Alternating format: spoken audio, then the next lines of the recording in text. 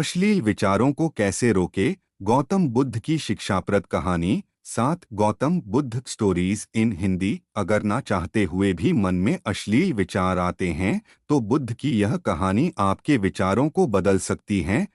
एक बार चंद्रुवंशी राजकुमार भरत बुद्ध के सानिध्य भिक्षु के रूप में दीक्षित हुए। बुद्ध अपने भिक्षुओं को उपदेश देने के साथ साथ उनको भिक्षाटन के लिए भेजते थे, जहां से उनको भिक्षा मिलती। भरत को महात्मा बुद्ध ने भिक्षा लेने के लिए एक श्राविका के घर पर भेजा। भरत रास्ते में चलते हुए सोच रहे थे कि ना जाने आज खाने क्या मिलेगा।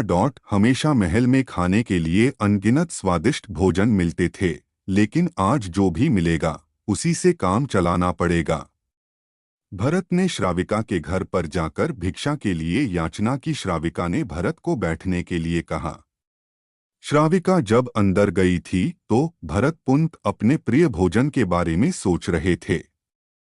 जब श्राविका भोजन लेकर आई तो भरत अचंभित रह गए। भरत अपने प्रिय भोजन को देखकर खुश हो गए। भरत भिक्षा ग्रहण करने लगे। भिक्षा ग्रहण करते हुए भरत सोचने लगे कि उनको हमेशा खाने के बाद कुछ विश्राम करने की आदत है। आज पूरी तरह से जगा हुए था। जैसे जैसे श्राविका का घर नजदीक आ रहा था, भरत की घबराहट बढ़ रही थी। भरत ने अपनी घबराहट को एक तरफ करते हुए बुद्ध के विचारों पर ध्यान केंद्रित किया। जब भरत श्राविका के घर पर पहुंचा तो उसके दिमाग में केवल एक सन्नाटा था, जिसके भीतर कोई वासना नहीं, कोई कामना नहीं, ना कुछ अच्छा पाने की इच्छा थी। भिक्षु भरत ने भिक्षा ली, ग्रहण की और वहां से वापस निकल गया। आज भरत रास्ते में नाचते हुए आया। आज उसको जिस आनंद की अनुभूति हुई वह अद्भुत थी। आज से पहले इस आनंद को उसने कभी महसूस नहीं। बातों को सुनकर बुद्ध ने कहा कि आज से 7 दिनों के लिए श्राविका के घर पर भिक्षा के लिए तुम ही जाओगे, लेकिन तुमको कुछ बातों का ध्यान रखना पड़ेगा।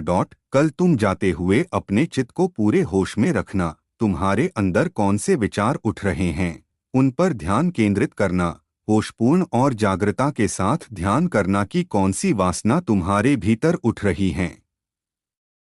इन सभी का ध्यान करते हुए जाना और फिर मुझसे विचार विमर्श करना। अगले दिन भरत बुद्ध के बताए अनुसार पूरे मार्ग में अपने होश को जागृत रखते हुए चल रहा था। भिक्षु, दूसरों के विचार पढ़ लेती हूँ। यह सब सुनकर भरत घबरा गए। भरत ने श्राविका से आज्ञा ली और वहां से निकल पड़े। रास्ते में चलते हुए भरत अपने मन के विचारों का स्मरण करने लगे। भरत के मन में श्राविका के बारे में अश्लील विचार आए। श्राविका ने भरत के बारे में क्या सोचा होगा। भरत को खुद पर शर्म आ रही थी। भरत आश्रम पहुंचे। भरत ने बुद्ध से कहा कि अब से वह कभी भिक्षाटन के लिए नहीं जाएंगे। बुद्ध ने भरत को नीचे बैठाया और कहा, क्या हुआ, तुम मुझे अपनी व्यथा विस्तार से बताओ। भरत ने विस्तार से सारी बात बताई।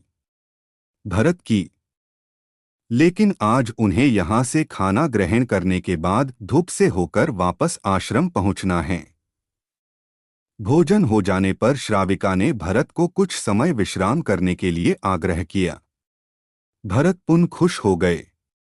सारी इच्छाओं की पूर्ति होते देख भरत इसको एक संयोग मानकर कुछ देर के लिए लेट गए।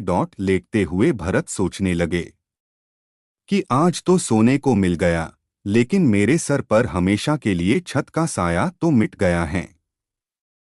जब भरत सोकर पुनः उठे तो श्राविका ने कहा कि आपको जब तक यहाँ पर रहना है आप यहाँ पर ठहर सकते हैं।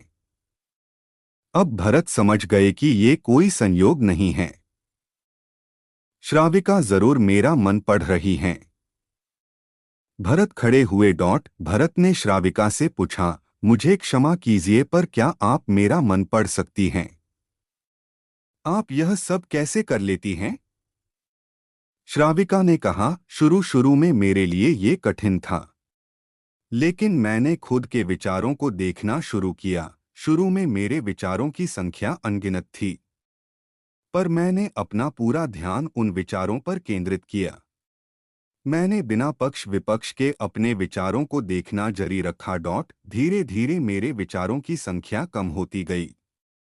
मेरे सारे व्यर्थ विचार दूर होते गए। तब से मैं किया। भरत ने आश्रम जाकर बुद्ध को प्रणाम किया।